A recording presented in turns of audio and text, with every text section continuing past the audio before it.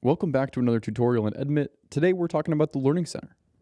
The Learning Center is a collection of content, articles, tools, and resources that our team and our content team have put together.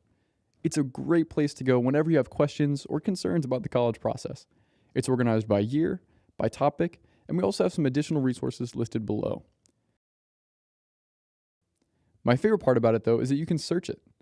For example, I'm going to type in 100% and click on the article called Schools that cover 100% of your financial need.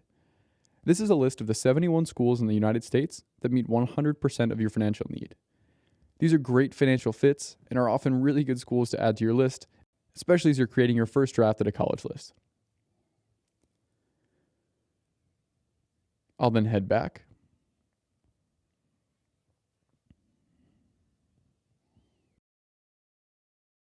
Another thing we focused on in the Learning Center this year is COVID-19's impact on test optional policies at schools around the country.